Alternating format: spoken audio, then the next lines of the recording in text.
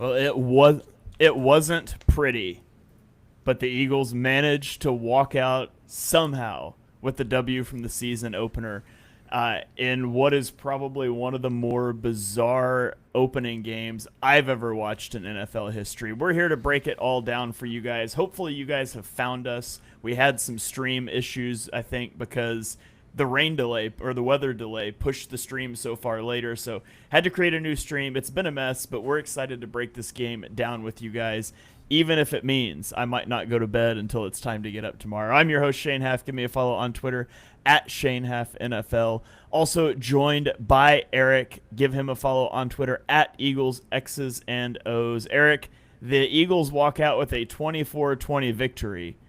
And we talked just briefly before I hit go live. I don't even know if we can take anything away from this game. I'll start out by saying a kind of notorious Jalen Hurts quote, which is, "You take a deuce, you don't sit there and look at it, you flush it and move on." And I hope that's what the Eagles do. I hope the fans can do that as well. I mean, we saw there was a lot of the stuff we saw last year in the Green Bay game in Brazil, the sloppiness carry over, or not carry over, but that's just part of the nature of when you have teams that don't play all preseason and you got a bunch of injuries and your best player on defense gets thrown out and then you have a lightning delay. You can't read too much into that. Now, there's a lot of I've written down a ton of notes, so there's a lot of things that I do want to talk about. But I don't want to say like, I'm hitting the panic button and it's a big disaster. Yeah, it's interesting. I mean, obviously, uh, weird start to the game. You lose Ben Van Sumeren on the opening kickoff. Did they ever announce what that was, by the way? I never saw, but it looked I don't bad. know, but they immediately ruled him out, which tells me it's probably significant. And he's going, what the F on the field, so it's probably not good. Yeah, and your heart goes out to him who ended his season last year at just as he was carving out a role in the offense for himself, ends the season with an injury, and then on the opening snap of the game. I mean, not even a snap, I guess. On the opening kickoff, he gets injured again. Hopefully not seriously, but it did look that way. So hopefully Ben Van Sumeren's okay. Then you get Jalen Carter ejected from the game before the first snap, and it makes it really hard to evaluate things defensively. I mean, like, I feel like I can pretty definitively say Adoree Jackson stinks, but we already kind of knew that. Um, but you look at, it makes his job harder when the pass rush isn't getting there, and it makes the pass rush significantly less effective when teams aren't having to game plan around Jalen Carter. And so, on one hand, it feels like it's hard to take much away from the defense. And then on the flip side, you look at the offense, which started so strong, scored points on its first 4 possessions, and then just nothing after that. But it coincides with the rain delay and Landon Dickerson getting banged up. And Jordan Mailata also got banged up on that field goal drive before the weather delay. And so, there's a lot of weirdness going on. I put out on Twitter when there was like 5 minutes left that I'm not sure you're going to be able to take anything definitive away from this game, but that's easier to handle when you walk out with a W. So I'm glad the Eagles were able to do that. So let's dive into it, Eric. Let's talk first. Let's start off on the defensive side of the ball. We normally start offense first, but I feel like a lot of the discussion in this game is going to be about the defense. And, I mean, Adoree Jackson, he's just bad, right? He can't be your CB2. And like, I'm not gonna get up here and ever try to claim I know more than the coaches. They just see these guys way more than we ever do. And obviously there's a reason that they wanted to put him out there. And they even brought him back in after that first half. So clearly they don't think Bennett is ready. Now, from what I could see on the broadcast, I thought he played much tighter coverage. He had a ticky-tack foul, and then like gave up that slant when the Cowboys were going to try to spike it before the half. But you didn't really get an opportunity to see what he was able to do. You just got to think they're trying to get him up to speed. He may not know the defense. Like, if he just doesn't know the defense, it doesn't matter if he's much better than Adoree. He's not going to put him out there. They're obviously the ship has sailed on Keeley, so they didn't have any other options, and there is no way that they can continue long term with that as the CB2. Like you can I don't think you can be like a serious contender with that out there. Yeah.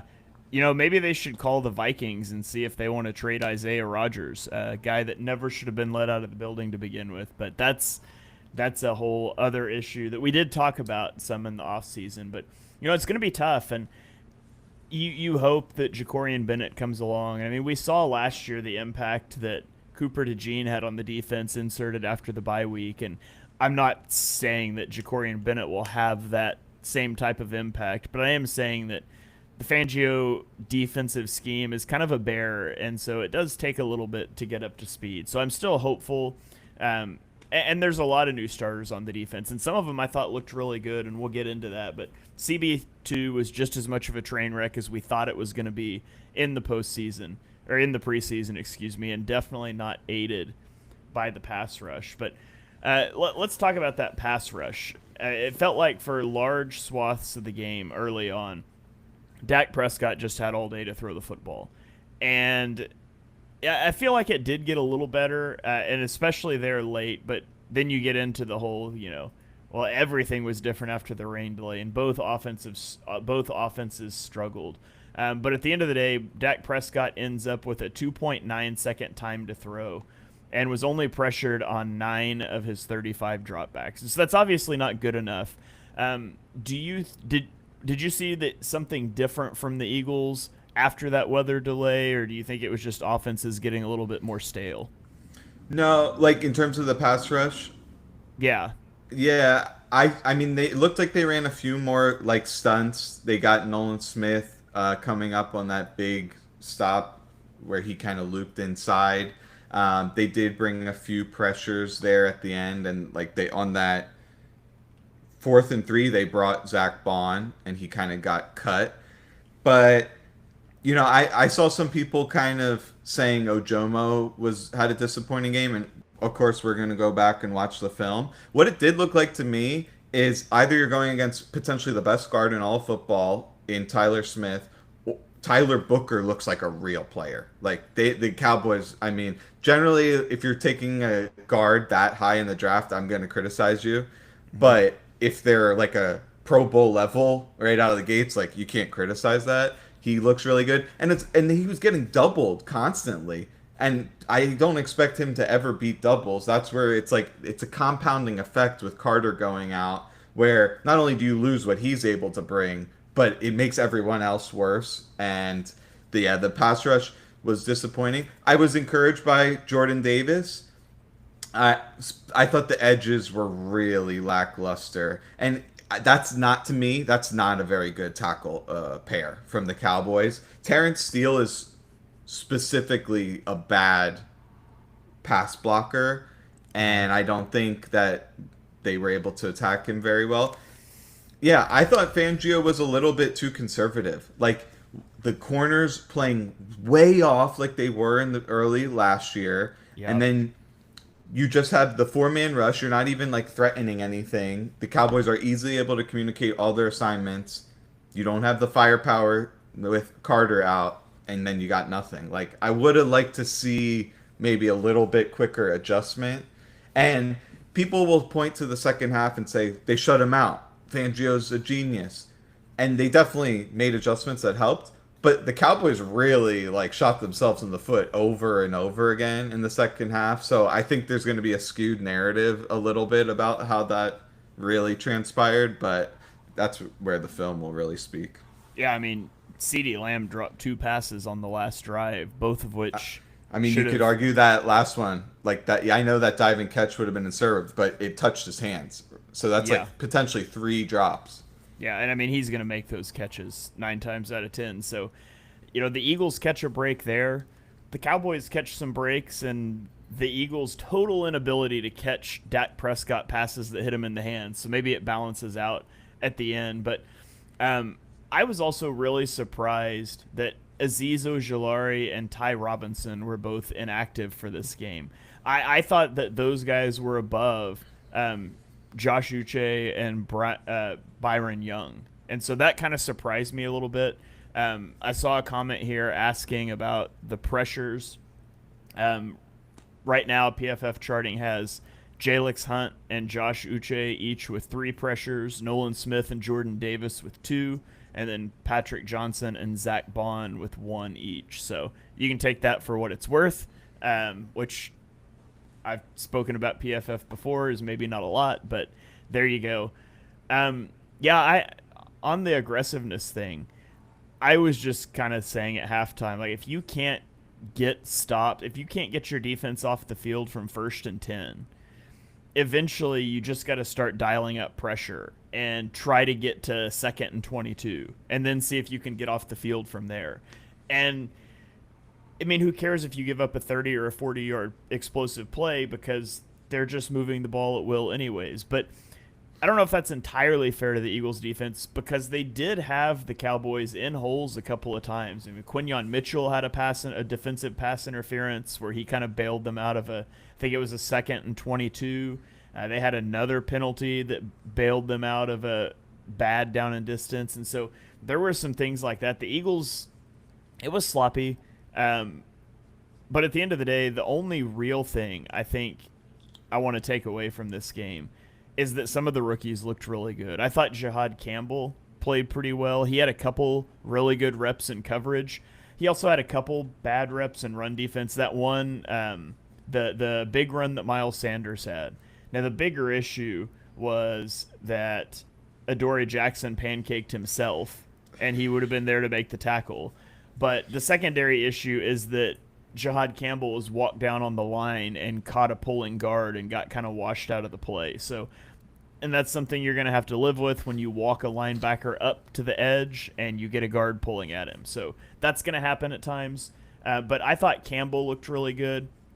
I thought Makuba had a couple of good plays. And, of course, Zach Bond I thought looked really good as well. And so, you know, there's some guys in the center of the defense that you felt good about their performances. And I know a topic in our Discord during the game, during the weather delay, I was kind of chatting with some of the guys in there, and they were asking about the run defense and asking if that was kind of a Nolan Smith, or not Nolan Smith. Nakobe Dean being gone was making a big impact there. I said, I really just think it's more Carter. Like, Carter being out, I know, I mean, Jordan Davis gets the press as the run guy, and I didn't think he was great against the run in this game, which is something I spoke about on our show with BLG, mine and Johnny's show with BLG, that I was concerned about. I was concerned that his dropping weight would negatively impact him as a run defender while not adding much as a pass rusher. Now, he did have some good, I mean, he had 2 pressures that honestly both should have been sacks, and so that part of it might look foolish, but I think a big part of it was Jalen Carter gone and potential questions about Jordan Davis as a run defender anymore. So what were your thoughts on the run defense and other guys that you just noticed in a good or a bad way defensively? I totally agree. Like, and it's going to be something I'm monitoring. I don't need Jordan Davis to be a pass rusher. And I'm on the record talking about this. Like, they've got guys. Now, you can both believe that Fangio, after Carter got kicked out of the game, he was like, dang, I wish I dressed Ty Robinson. But yeah, I thought Davis got displaced several times. Not stuff that I really saw last year when he was playing at 360. His pass rush looked better, but I don't want that trade-off. Like, I'd rather just have Ojomo and Carter out there throwing Ty Robinson occasionally, and then you have Davis out there just on early downs. But him and Ojomo were kind of just getting completely pushed back in the run game, and you have like a lackluster running backs like pushing the pile for 7-9 yards when it should have been like 2-3 yard gains. That is concerning.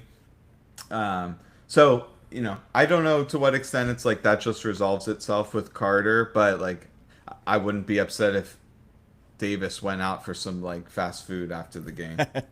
Yeah, I don't think anybody had Moro Ojomo and Jordan Davis playing 55 and 53 snaps respectively on their bingo cards. And it's just that cascading effect um, of the whole Jalen Carter thing. What did you think about Campbell and Makuba in this one? Yeah, it's really hard to evaluate safety play until you watch the film. So I'll probably just plead the fifth for now. Um, but I thought Campbell looked solid. There was definitely plays where he got washed in the run game. Um, Sometimes not quite reading it quickly, and he was actually kind of sealed off on that Miles Sanders run. Yep. But that's what we expected. We knew his block destruction was a work in progress. I mean, he's like a tall, lean athlete. So that's never like if you have behemoths working up to him free, that's never going to be a winning battle. So and that's part of the territory.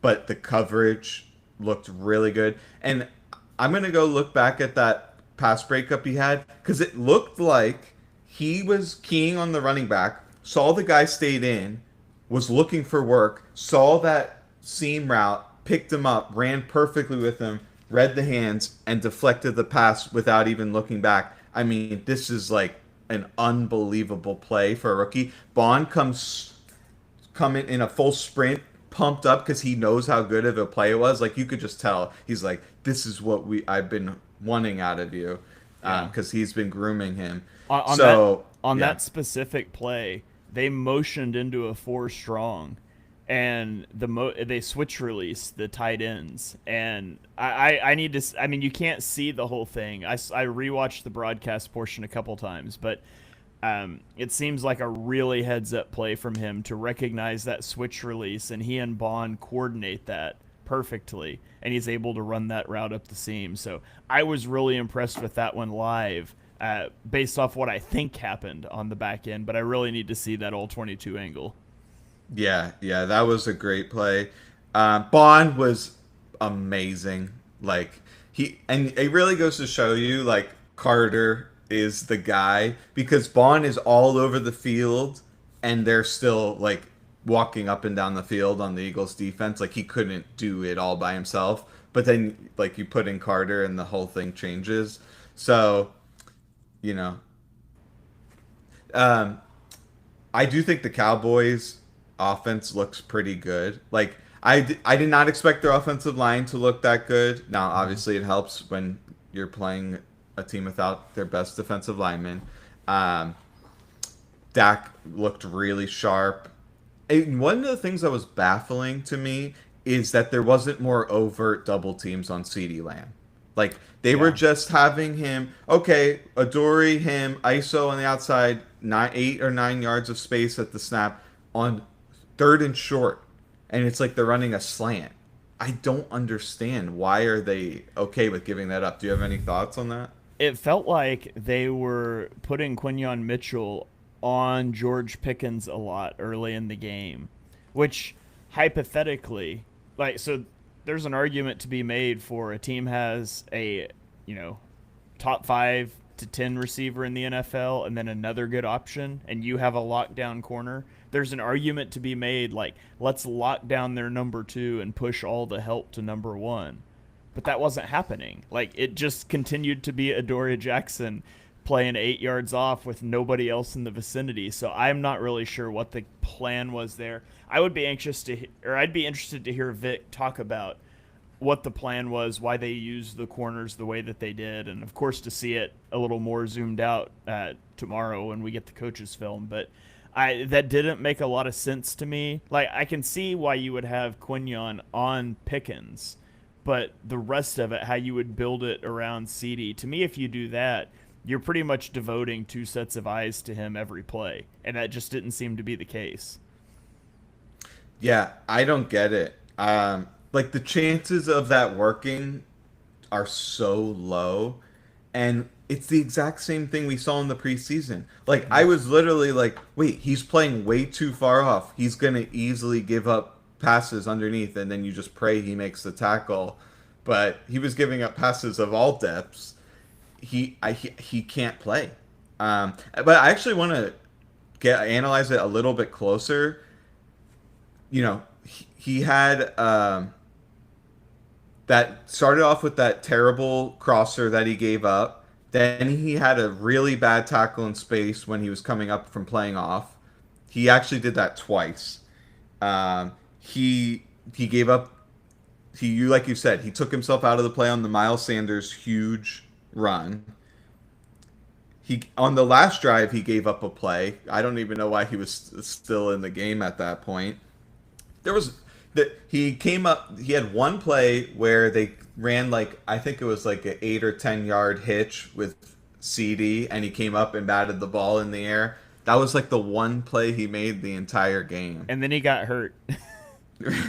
He would like Yeah. he came off the field there and was out for a little while.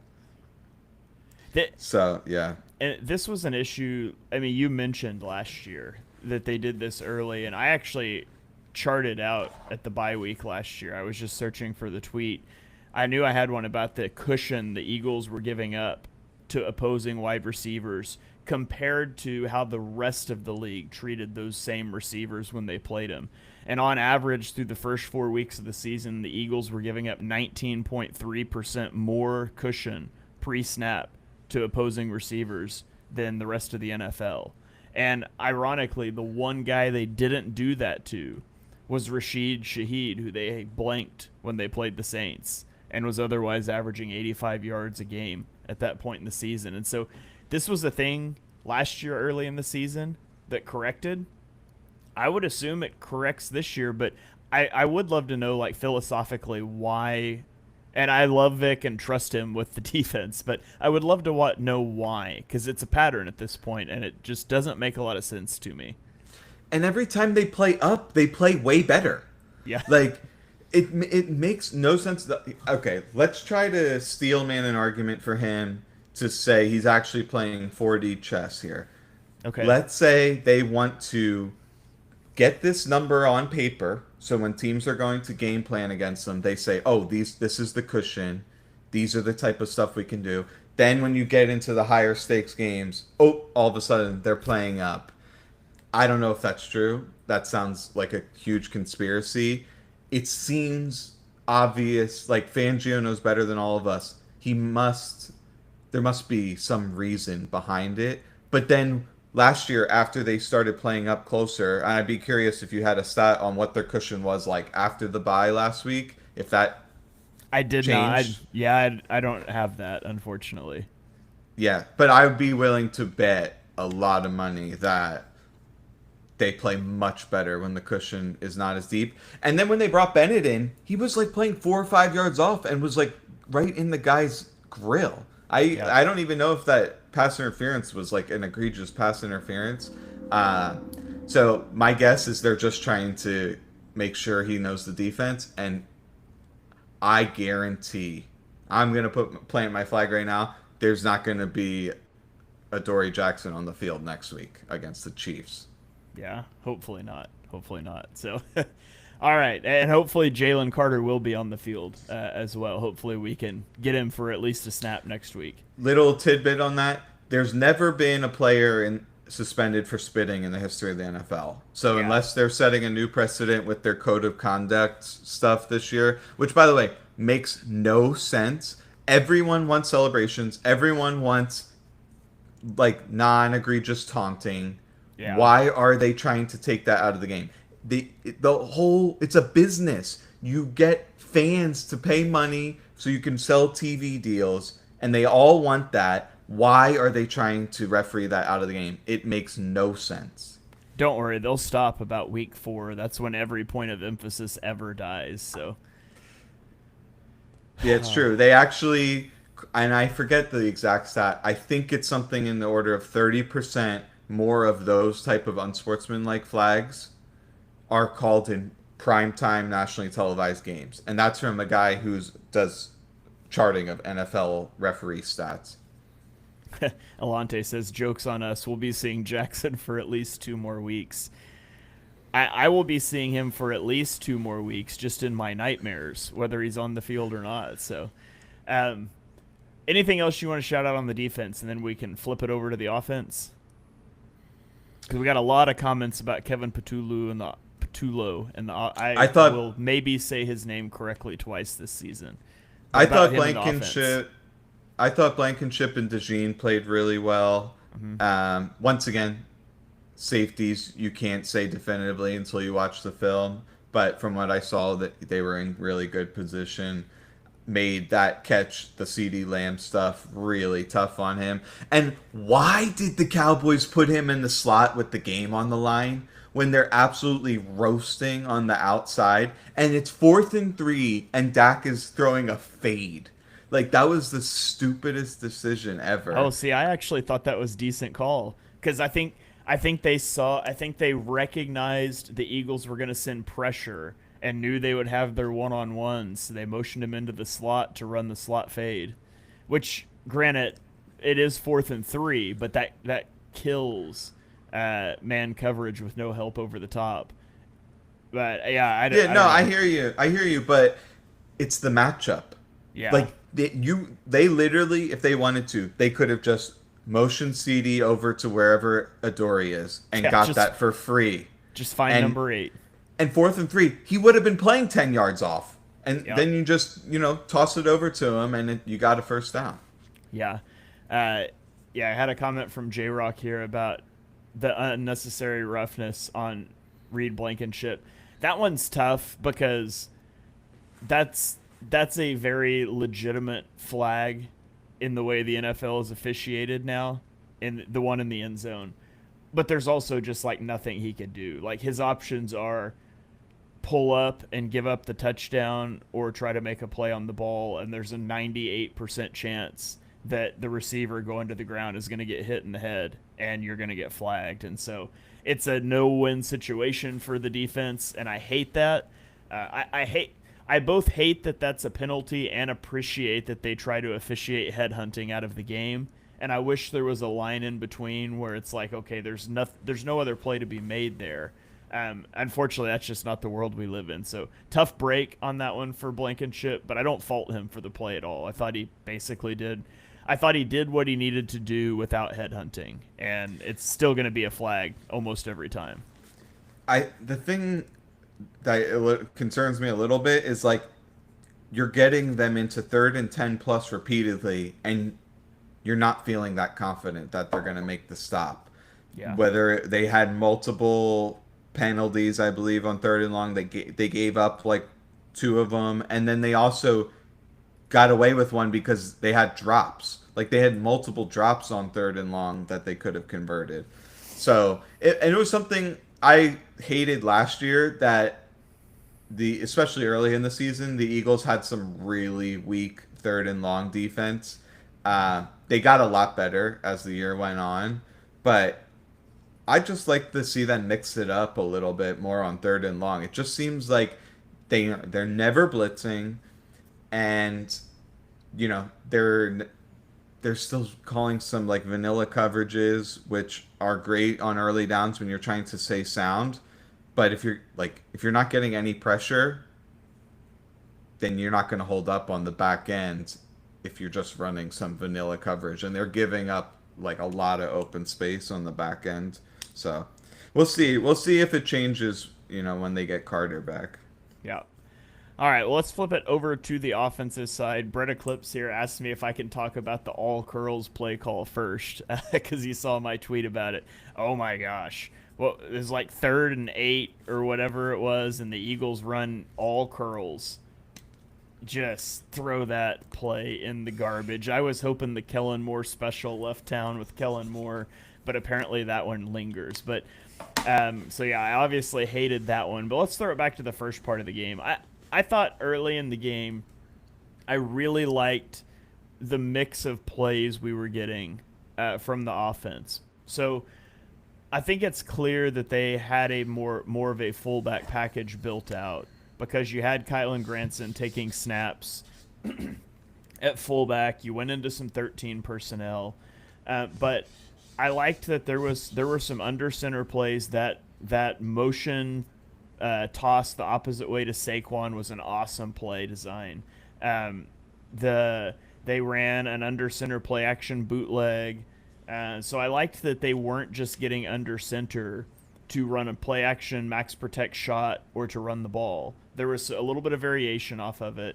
Obviously, we can't see a ton with like route concepts and designs on broadcast, but the Eagles' offense was humming, and I mean, it was perfect. At one point, Hurts was like 9 of 11, and it was a Saquon drop and a throwaway were the two incompletions. He had a couple scrambles for first downs on plays that would have been dead, which is something that I'll be interested to look back at because a few of those they showed the back view of one of them, and there was no separation from anybody. And so that leads you to questions about like, is AJ really healthy? What's going on with the receivers? But I liked what I saw early in the game before injuries started to mount and you had the weather delay. And so, what were your thoughts from pre-weather delay about the play calling and sequencing from the Eagles? I liked some of what they did.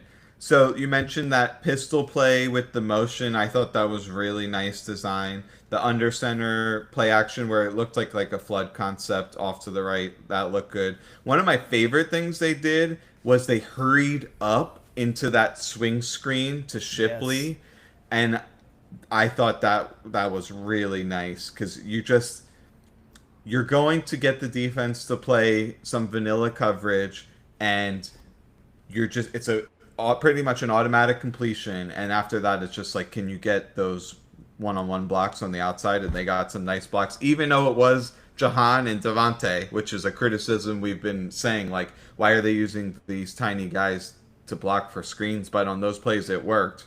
I really enjoyed those. So I know you only asked about before the Uh huh. delay, so those were my overall comments. The pass game before the delay, I thought, and it's going to be something we really need to watch the film. It looked like the Cowboys were dropping a lot of players, and they weren't really finding early reads. So then it kind of just became like Jalen running. Yeah. So until I see what those route combinations are, I don't really know, but it's a little bit discouraging because it's something I've been harping on all off season, which is Eagles pass game struggles against zone coverage, and then they come out and they ran zero man coverage the first half, and the pass game was not functioning that well. So that is something that I'm concerned about. Yeah. The one thing that I did think potentially bodes well for the season is that 3rd and 3 play or 3rd and 4 play, whatever it was, when Jalen Hurts hit Jahan Dotson on that big post route. Jalen doesn't throw that ball to Jahan Dotson last year. Probably not on first or second down, but definitely not on third down. And so the fact that they not only called that, they were comfortable calling that, but B, Hertz was comfortable throwing it. And what was it? I mean, it was decently covered, and then put it on the money, and Jahan Dotson pays it off with the 51-yard reception to move the chains. I think that bodes well for the trust factor between Jalen and Jahan Dotson, and hopefully those guys will be on the same page, and there will be more of a third threat to the receiving game this year. But also, it does make me wonder about AJ Brown. Like, was he really healthy? Because he gets one target in the game. They never tried to attack downfield other than that play. Um, I will look up the stats while you talk about something for a minute and see. But I think, to my knowledge, that was the only. Yeah, it's the only pass that went more than 10 air yards on the day for Hertz. Every other attempted pass was under 10 air yards, and so they weren't trying to push the ball downfield, which is a staple with AJ Brown. And it did make me wonder a little bit about his health, and so hopefully he's fine, and hopefully it's just an aberration. But what are your thoughts on that? I'm not convinced that they're better with him as a pure decoy, if that is the case. Like, I probably would have just not played him. Um, so we'll see. It did look like this to me, where he would come off the line with a lot of juice, and then kind of the route would just completely fizzle, which that would indicate like there's some health concerns there.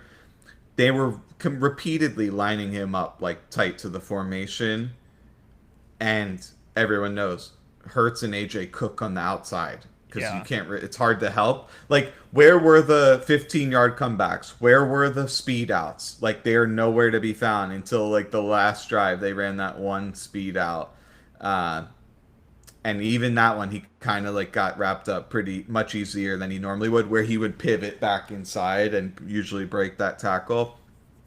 So I do think there's probably still concerns. I think a hamstring, but once we watch the film, I think it'll become clear if that is actually the case.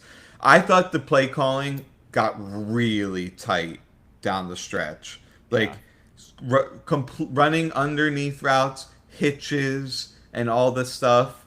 Like, they needed to open it up. I think they got really tight, and like they bill Sirianni as this aggressive guy. Well, they're not going for it on that 4th and 5 from midfield. Like, what did you I was think gonna, about that? yeah, I was gonna ask you. I would have gone for it.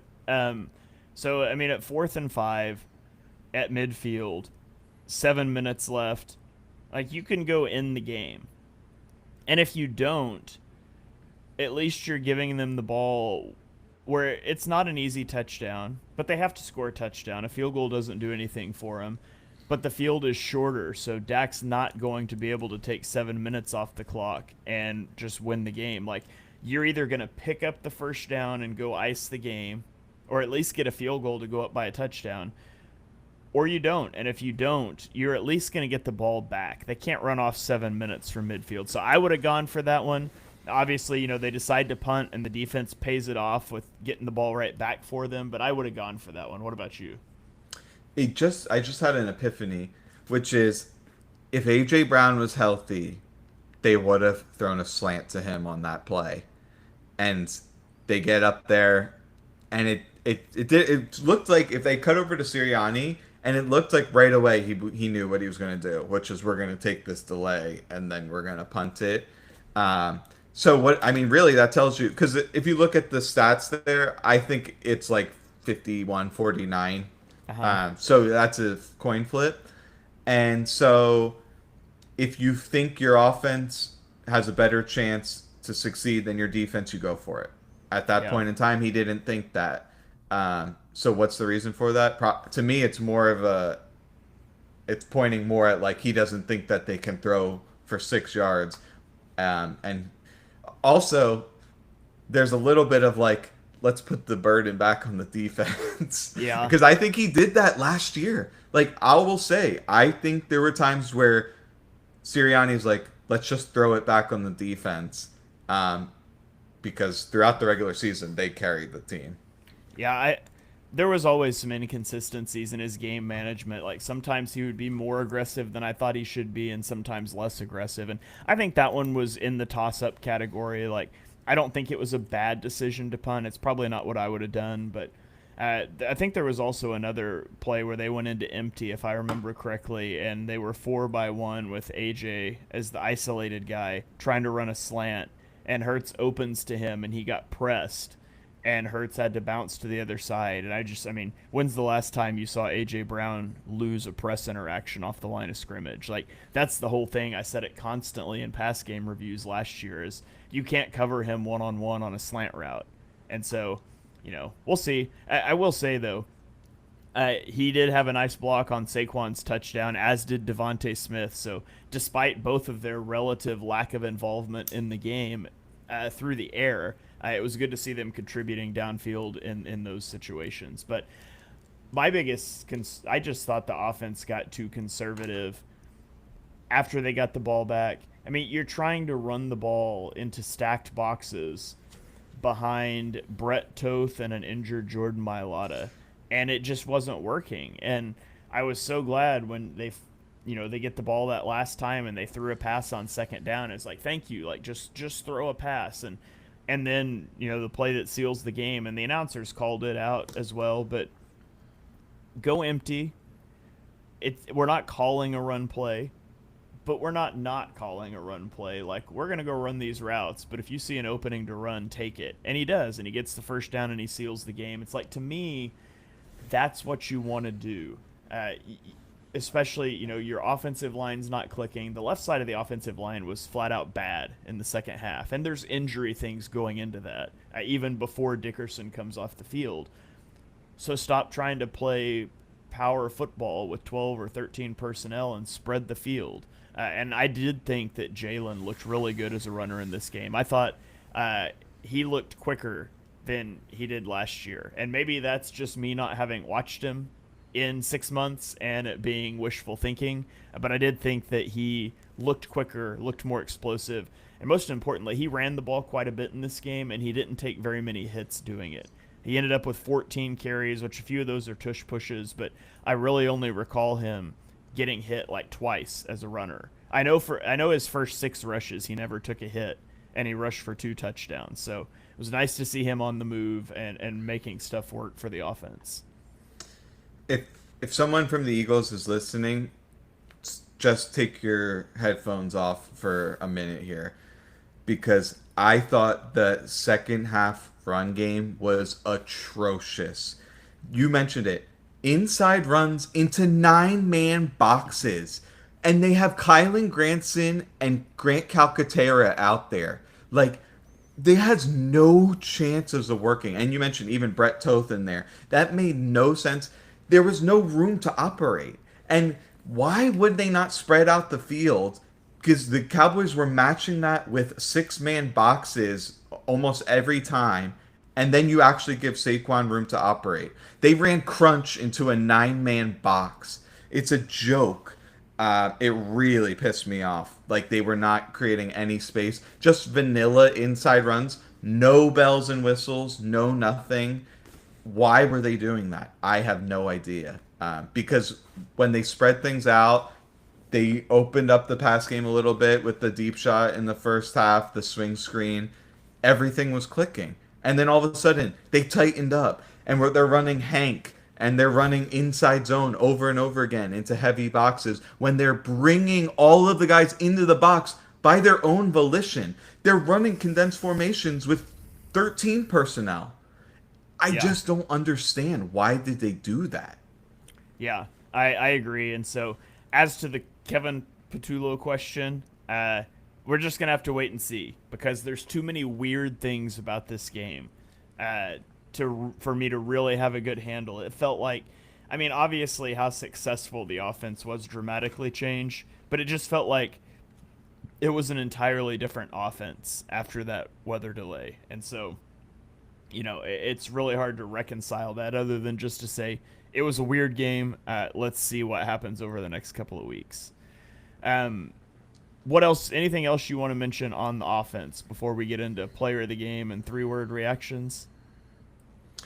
Yeah, I mean, it looked like they were. It looked like they were like, let's not make a turnover kind of deal, which is something they did last year over and over again. Which is when they know they're better than the other team by a considerable margin, they tended to play tight. We saw it against the Panthers. We saw it against the Jaguars. There's probably another game in there that I'm forgetting where they are not opening it up because they're just trying to reduce variance as much as possible.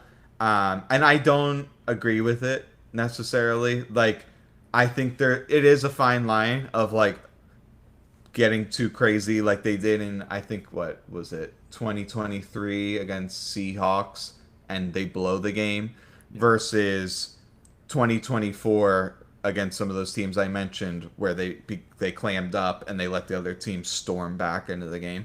So that's what it looked like to me. I understand why you would do that, but I think it's too cautious, and it just makes you too easy to defend. And then all it takes is one bad play towards the end, and you're like, oh, crap. So, yeah. I had a comment here from Brett Eclipse talking about your last show, and you mentioned that Jalen doesn't pump fake when he breaks pocket in scramble drills, and said he thought he saw him do that on a couple of the runs. So I didn't notice that, but that's something I'll have to go back and watch for. He had that play. I forget what the down and distance was. 2nd and 3, 3rd and 3. Maybe it was 3rd and 3 to Barkley, where he made the one-handed catch and then stiff armed the guy. Yeah. He made a great throw there because he was off his back foot. He had the ball up here and he just kind of did this. That's not something you would typically see from him. Like that was a Yeah. very strange, like kind of arm angle that he had to toss that from to create space. So that looked good. That looked encouraging. Not enough evidence about like if there's scramble drill improvements yet, but if remember early in the game, he had that really nice cutback in space against that linebacker. That Hmm. looked different than it did in the regular season last year. That looked more like what he was doing in the Super Bowl. I think the governor was taken off a little bit. Maybe he's healthier. I don't know. They really needed it because people will. I bet you what will happen is people say, "Man, the offense was cooking in the first half, and then they fizzled out." But it was a little bit of smoke and mirrors. Like, let's be honest. Like he was kind of just running over and over again for first downs. They get the one deep shot, which it was like the guy was directly on him. That had to be a perfect throw for that to work, which it was an unbelievable throw. So that's not something that is sustainable in my mind. They're going to need to go back to the drawing board. And I think what they really need to do is spread the offense out, and they got to get these teams to respect the vertical game more. Yeah. What do you think? Exactly. Exactly. Spread it out. Being condensed works. Um, if you're going to run a lot of under center play action and you're going to do motion and you're going to throw over the middle of the field, and that's just not what the Eagles do. And why did So, they stop under center? Like it was good in the beginning, and yeah. then that did. Am I wrong to say that completely went away in the second half? Yeah, they did. I don't recall them being under center a lot in the second half, but other than the tush push. So, um, all right. Let's get into player of the games, and then we'll do our 3-word reaction. So you guys have just a couple minutes. You guys that are watching live, head over to @EaglesPinPoll on Twitter and drop your 3-word reactions. We'll read some of our favorites here in just a minute. But Eric, give me your player of the game from this one. Zach Bond. I thought he was absolutely phenomenal. And yes, the defense was underwhelming overall, but he was just absolutely all over the field, commanding the defense. Uh, and like we said earlier, he can't do it all. That's you really miss Carter. Uh, you could maybe make. I'm not going to steal your potential answer, but like, I'll just stick with Zach Bond because I'm pretty confident when I put on the film, it's going to look amazing. Yeah, that's a great pick. I will go. I'll go with Jalen Hurts. Throws for not a high yardage total, but 19 to 23 passing. Rushes for 62 yards and 2 touchdowns, and he extended a lot of plays that just should have been drive killers. And I mean, even though they end up punting, you have that sequence where second and third down, the Cowboys send corner blitzers untouched, which we got to fix that. We can't be having guys coming untouched 2 plays in a row. But he makes the guy miss both times and is able to extend plays. And I thought he negated some poor offensive line play tonight. We talk a lot about, or people talk a lot about how he's the benefit of great offensive line play. Tonight, he negated some poor offensive line play. And I don't expect that to be a season long thing. Hopefully, Landon Dickerson can get healthy. But I'll give him my player of the game shout out. Yeah, and like I remember early in the game, it looked like he had forever to throw and really clean pockets, and everything was clicking. Yeah. They still were not opening up the pass game that much, even in that scenario. And then like it just really stands out when it's juxtaposed versus Dak, and he's just going downfield almost every single play. Yeah. Um, so, but like you said, after that, like you got the injuries with Mailata and Dickerson. Then there was like the corner blitzes you're talking about. I watched that back.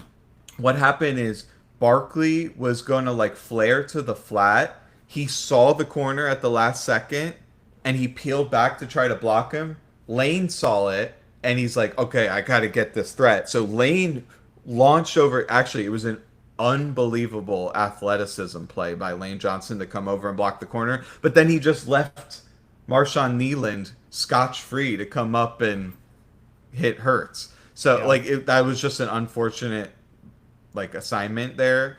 Um, but yeah, like I wrote down that they didn't seem to have any answers for the blitz. Hmm. You would have thought that they would know to be like hot in because in the first half, zero man coverage, zero blitzes, and it stunk. And then they started blitzing and it worked every single time. So then the Yeah. Eagles have to go to the sideline and be like, okay, in a crucial situation, they're definitely gonna blitz because that's the only ace they have up their sleeve. And Eberflus, what a sissy he is that when the game was on the line, they didn't blitz and they let Hurts scramble for that first down. That is just pathetic. But yeah, Which also, get into empty. It makes it a whole lot harder to hide where a blitz is coming from. But yeah, the Hertz was blitzed according to PFS charting. Was blitzed 5 times, sacked once, and completed 2 passes for 11 yards. So and there was a couple pressures on the other play, and I love what you brought up about empty. And I'd love to see the stats on this. From what I can remember, at least in the last several years, Hertz absolutely cooks when they run empty. It simplifies the reads. yeah, It gives him a lot more space if he needs to create time, whether it's just create time in the pocket or actually scramble. Like to me, that should be something that they go to rather than bringing a bunch of tight ends on the field, bringing 9 men into the box and then running inside zone. That just doesn't make any sense. yeah, I agree. It simplifies. It forces the defense to declare coverage structure, where the pressure's coming from, all before the snap, and it just eliminates a lot of things you have to do post snap. But unless you're willing to use your quarterback as a runner, which the Eagles clearly are, it does take away the threat of the run game a little bit. So I liked when they ran empty a few times. They got Barkley on some easy passes out to the sideline. I like that.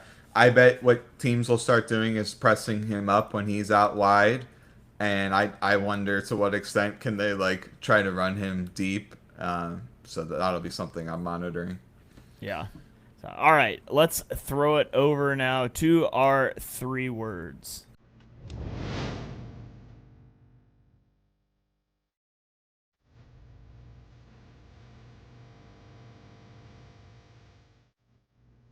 All right, our Eagles were game in 3 words or less each and every week. At the end of the game, the Eagles Pinpool Twitter account will post a 3 word reactions. So head over there, drop your 3 word reactions, and then come over here to watch the post game show, and we will read some of our favorites on the show. So I'll scroll through here. We've got a whatever it takes from Christina. Uh, we have a it's September football from Mr. Downbat. If there was ever a September football game, it was this one. Max dropped a meme is back, and the deal with the eagle head, where at the beginning it says, "Oh boy, am I excited to watch my favorite team play," and then the majority of it is, "I'm going to kill myself," and then at the very end, "Oh nice, we won." Um, Mel O says, "Draft a CB." Seth dropped a better than losing. Jack gave us a Jalen just wins. Winston chiming in with thank you, CD. Dan gave us an Adori go away. And Jordan says throw to AJ. So just a few of our 3 word reactions there. Got a good amount of comments this week. Eric, what is your 3 word reaction? Bennett, get ready because they need another plan out there. To me, it just stuck out like a sore thumb. I mean, this is not rocket science here. Like, it was very obvious that this was the undoing for their defense.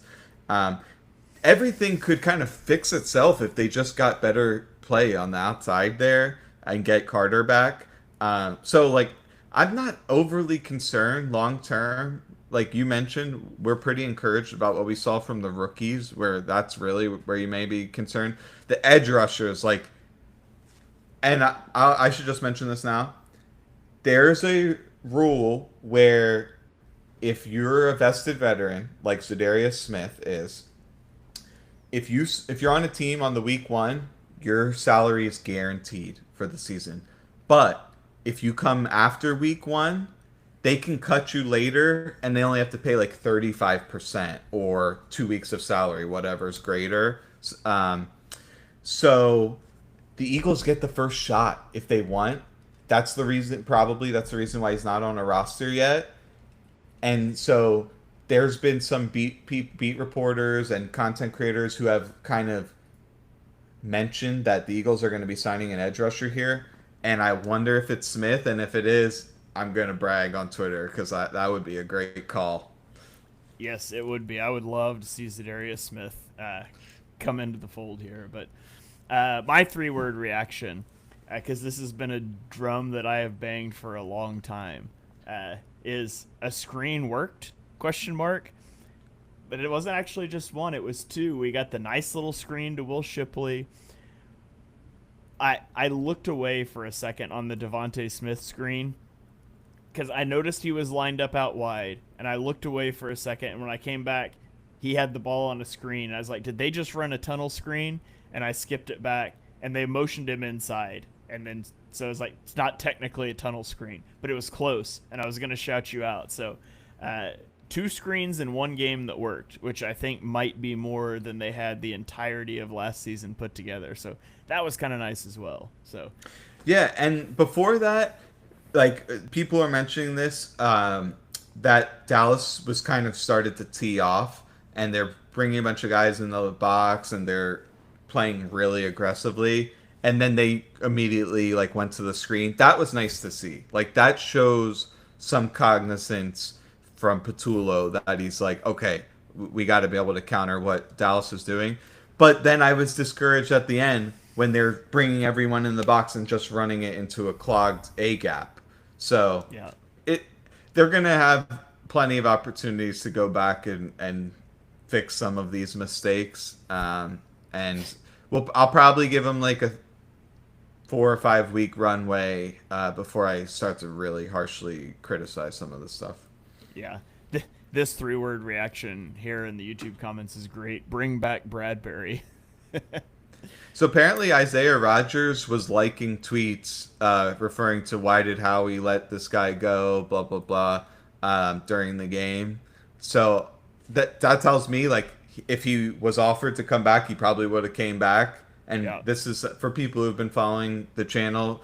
I'm sure, and I know that you've talked about this as well. Like we both would have loved to have him back. And at $5.5 million, he's like a legit CB2, like potentially an upper echelon CB2. That is well worth it. My guess is there's something outside of football that they don't like about him. Maybe it's like he's not as diligent in film study, or he does stuff late night, or I don't know. I have literally no clue. But like $5.5 million for what he's able to do on the football field, it's a no-brainer. Yeah, I retweeted one of my tweets during the game from back in March when I said my priority one in free agency would be getting Isaiah Rogers back in the building to compete with Keely Ringo. I thought when they let Slay go, it was so they could bring Rogers back to be into that role, and was really surprised when A, they didn't, and B, he signed for what he signed for in Minnesota. But that's all water under the bridge at this point. Hopefully the Eagles can figure it out. Regardless, they're in a better place to try to figure things out at 1-0 than the Dallas Cowboys with their tails between their leg, headed home on the plane back to Jerry's World with an 0-1 record. So all in all, not too bad of a start to the season. The Eagles will get a preview of their Week 2 opponent tomorrow night when they watch the Chiefs take on the Chargers, and get a couple extra days rest headed into that Week 2 matchup at Arrowhead. We'll be here breaking down all of this stuff throughout the week. We'll be live with a post-game show next week. Normally we'll have a third on these post-game shows, but we had some issues with the delay tonight that messed some things up. But thank you guys all for joining us live here. Eric, any final thoughts that you want to fire off before we get out of here?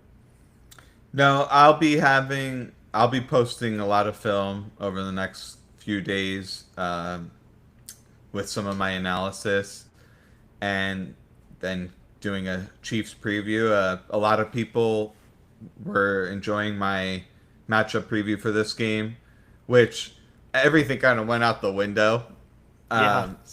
So I don't know how much of that ended up being relevant, but I'll be back at it again next week for the Chiefs. And as the season comes on, like goes on, everything it'll become a lot more relevant at, once these teams knock off the rust and they show their identity for who they are this year.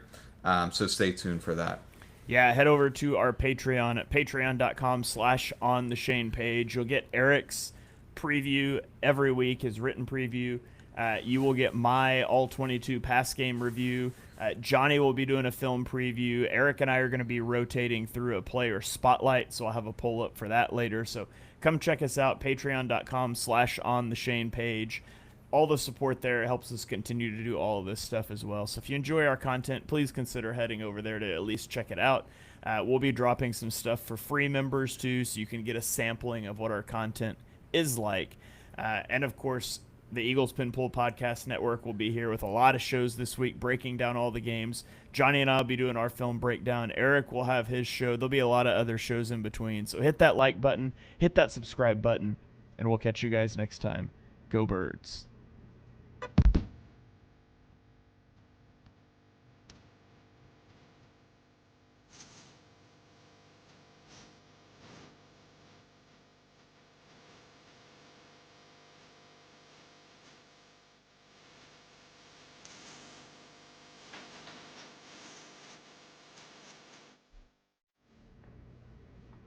All right, ready to go to